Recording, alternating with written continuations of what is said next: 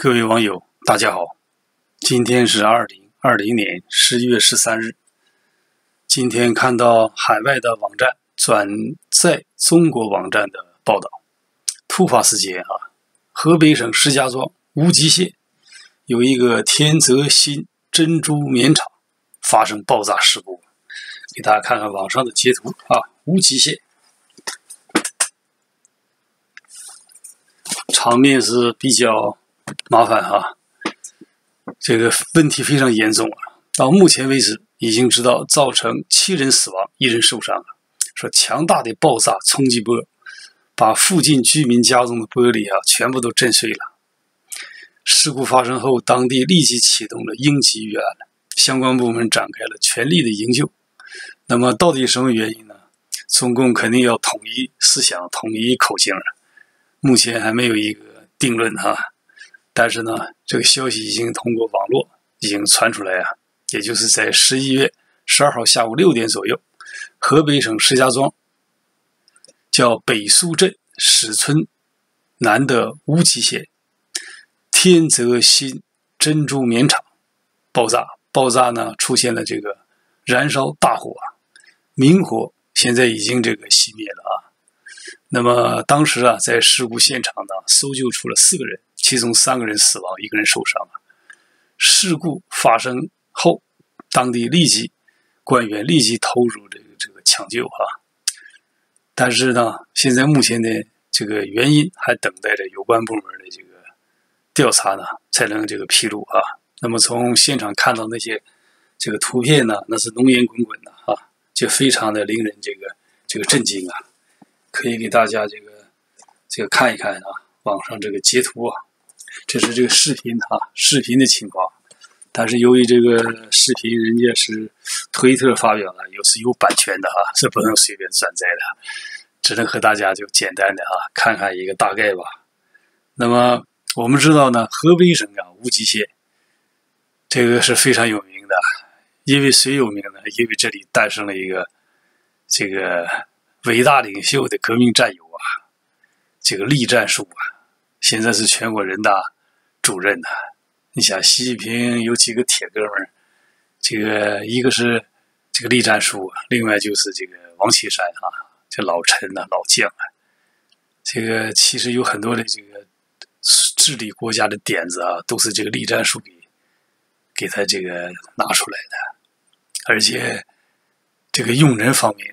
这个人事安排习近平最听的就是栗战书的话。你看很多官员这个任职这个都和这个河北省有关系，和贵州省有关系，再不就黑龙江也就是这个栗战书曾经干过这个足迹陕西有关系那么这个栗战书在过去在这个无极县这方面的故事，网上都有很多的报道那么他是这个在1983年7月，当时33岁的时候就担任了这个河北省无极县县委书记据说那时候这习近平在旁边那个正定县当书记，他们都是7品芝麻官。你想那个和这个习近平同时下到基层的还有个领导干部，就是大连的薄熙来那时候是从农村政策研究室下派到大连市金县当这个书记为什么那时候这个红二代都到基层去呢？这个和国家的大背景有关系那时候是胡耀邦说了算，胡耀邦还是比较注意就是榜样的力量，没有把这些红二代直接安排到领导岗位，让他们到基层去锻炼。你想当官行，但是你就下到基层去干看看怎么样所以有很多想当官的人特别是这些所谓中共的元老都在自己家里选2种人，一种人是什么呢？赚钱。像薄熙来那时候就是他这个兄弟有一个就要有几个兄弟要做生意，这个薄熙来就是安排准备接班人那么习近平也是一样习近平也是这个在他这个圈子里，他这个家族里边也是选他去到基层啊，经风立雨，想这个干出点成绩来哈，这个镀金呐。那么栗战书不属于这个什么这个太有名的红二代啊，但是你看他过去的历史，他家里也算是小红二代吧。他的叔叔哈，据说是这个还是有一些这个资历的。说为什么他这个名字叫栗战书啊，就和他这个叔叔啊，这个有很大的关系啊，也就是叔祖父啊。这个叫栗在温，曾经任这个中华全国总工会书记处书记、山东省副省长、中共山东省委书记处书记啊，呵呵，这个也是这个可以这样讲吧，也算是这个级别低一点的这个红二代呀。所以说他们这些人呢，有个最大的特点啊，这些红二代都有一个这个先天的优势啊，就说能够走捷径在仕途上。另外呢，头脑当中有一个非常顽固的这个思想，就什么呢？这个江山是我们的，我们就应该永远的千秋万代的做下去啊。其实这个是错误的。你看美国那个这个华盛顿你想他也是打天下出来的，你看最后也是留下一个民主的传统民选。所以中共这些领导人，这个还是封建意识啊，从秦始皇开始这个父亲传给儿子，儿子传给孙子，想世世代代的统治中国人民坐在中国人民头上，这个作威作福过着奢华的生活，都想这样，不愿放弃权力所以他们这一伙人是一个利益集团你看他个人简历就知道了。那么，但是他栗战书的仕途走的这个并不顺利虽然是83年那个时候他是这个比较走运，在那之前刚才也讲到了，正赶上这个胡耀邦那个当总书记那个年代那么他曾经这个写了一封信给这个胡耀邦1982年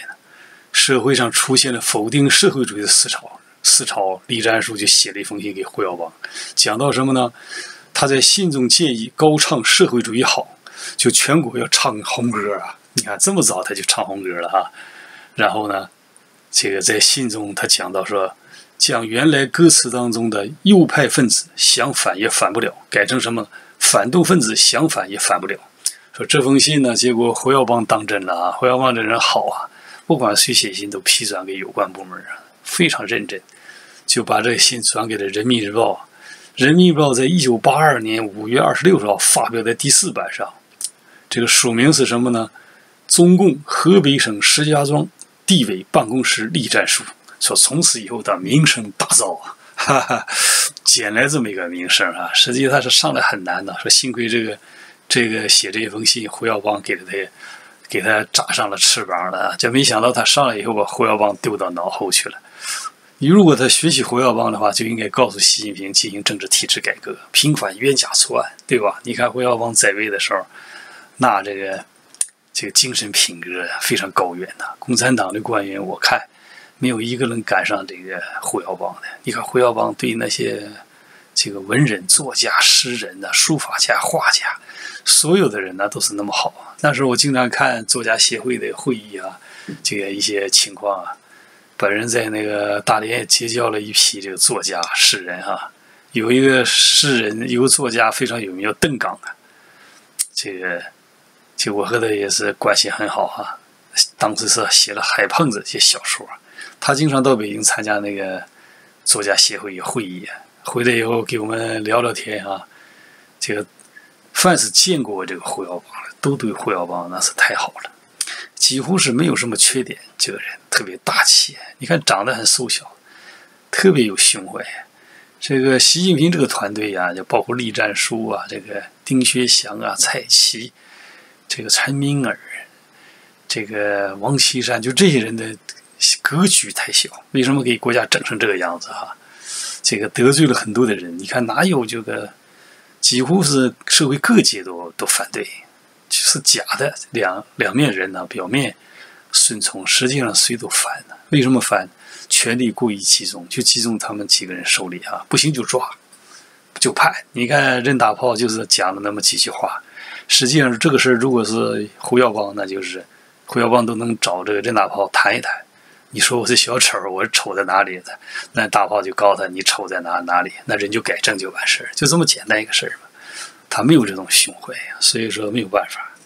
正因为这样，说是他在这个后来这个仕途上啊，在这个黑龙江省副省长的位置上徘徊了，副部级徘徊了10几年呢，没人理他。后来这个听说是通过新华社的记者帮忙啊，又上去了。所以他现在很重用这些记者。你看杨振武现在是这个全国人大这个秘书长啊，就副主任是王晨，王晨是他的铁哥们啊。当年是习近平上大学的时候，这个王晨在这个延安那个地方小县城当个知青办，好像办公室个负责人吧哈。说习近平格局小，他提拔的全都是当年帮助过他这么几个人。你想这些人怎么能治理国家？这么大国家14亿人口，需要很多的你不认识的又有能力的人，甚至反对你的人，你要重用，那才能把国家治理好。但是习近平不这样认为啊，他认为治理是最好的，这是新时代，是吧？新时代中国特色社会主义，一党执政加一人独裁，和美国现在就成为战争状态了啊！你看这个11月11号，这个栗战书扮演的角色，这个13届全国人大常委会是23次会议。在这个会议上啊，就关于这个香港这个问题啊，就把这个香港立法会的这些几个委员的这个资格就给他免掉了。结果现在这个泛民主派这个成员全部都辞职了，然后告诉你共产党自己玩吧，我们不陪你练了。所以这个美国蓬佩奥为什么昨天发表演讲，就是提到这个台湾不是中国的一部分，就是针对香港这个事儿。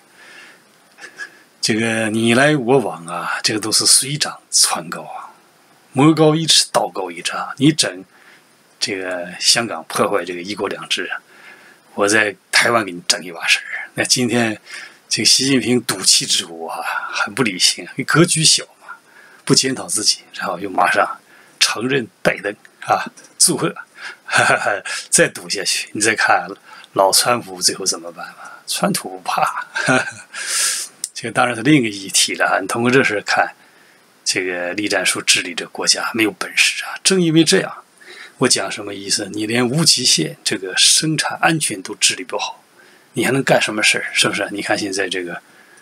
无极限这个大爆炸呀，不要以为是偶然的，偶然中有必然，就是什么呢？这个官员呢？这个不负责任呐、那官员为什么不负责任？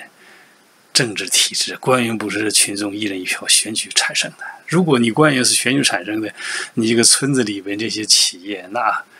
必须要负责任的。那可能就是和现在情况不同。现在这些当官的，包括这个爆炸这个工厂无极限、天泽这个新珍珠棉厂这个厂长经理想的怎么捞钱啊，捞完钱怎么送礼，这个能够保住自己的位置，他不会关心这个员工的死活呀。这个生产安全必须做好，就是要有责任心，要把这个事当成自家事，但他们不是这样想啊。为什么？政治体制炸死几个无所谓，他们就是这种观念，然后遮掩欺骗，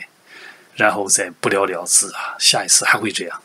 所以说这个问题治理安全呢，就是反映了中国政治体制的弊端呢，这都和栗战书有关系啊。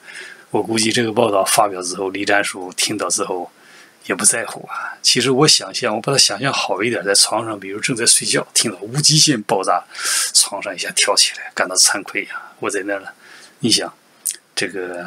那么早的时候啊，就在那个地方当过，80年代就当过县委书记，现在这个县还是这种状况，这说明什么？说明官当大了以后，已经把过去的事情忘记了，只记得什么当年这个在正定县啊认识了习近平，两个人经常喝点小酒，结成了革命战友啊。今天当了大官，感谢习和习的。所以习近平一提出什么事那就干，不管对和错。包括这个香港国安法颁布啊，把政法委搬到了香港，现在搞的是一塌糊涂啊！整个香港现在其实进入了准战争年代了。为什么？你想几百万香港人都不赞成这个共产党这些一系列政策，但是又惹不起，怕镇压，怎么办呢？把这个冤愤藏在心里，这是非常危险的一个地区啊！你想过去的香港什么样啊？现在什么样？过去是东方之珠啊，对不对？信息、金融，这个贸易的中心，你看现在是什么中心？是不是啊？大家都看得非常清楚，这是一个巨大的社会的隐患呢。这将来一旦社会裂变，要是真正进入战争状态，你会想，这是什么？